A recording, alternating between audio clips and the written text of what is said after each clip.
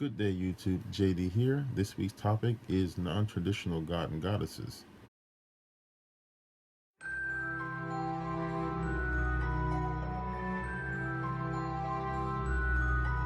I believe we may have talked about this before, or at least on the pagan perspective in general, it was probably covered. But I think I did mention a different type of god and goddess. But the main question basically reads as this: I have a topic which I don't know if this was touched on at some point, but I wanted to know if anyone had guessed non-traditional slash god and goddesses that you look up to, something besides what's introduced, that is Hecate, Isis, etc. Also, have you heard people worshiping urban deities? I've heard of it briefly, but I can't remember where. There were patrons of traffic lights or traffic or something along those lines. If you find more information on this topic, I'd be delighted to hear. Okay, so first, I haven't really found anything with urban deities.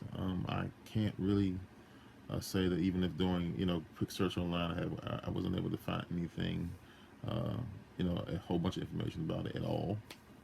But one thing that comes to mind as far as non-traditional deities is some of the practices that you can find in chaos magic. If you know any chaos mages, or if you Google chaos mage, you find many pages where they have the practice of electing any type of um, thing or any type of actual power or label to be a type of god or goddess. There's even some that will talk about using superheroes from comic books and making that their god or goddess. So yeah, I would definitely say do a quick search on chaos magic, and there'll be pages of people doing that and using magic in that way and being quite effective in their practice of that. Personally, the only non-traditional deities that I've come in contact with or have used or know of would be the actual ancestors of men who love men in the unnamed path, and then also the light god and the dark god, and there's also the light goddess and the dark goddess.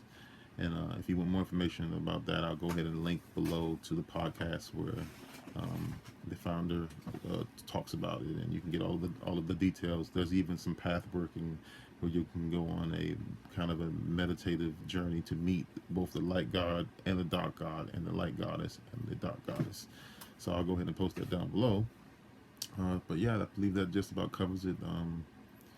It would be a good idea to just go ahead and listen to the podcast, and just go ahead and search up chaos magic to see how they deal with non-traditional deities and how they elect pretty much any type of authority figure or something that's really powerful to a lot of people, and how they bring that into to their magic. So thank you for listening, and blessed be.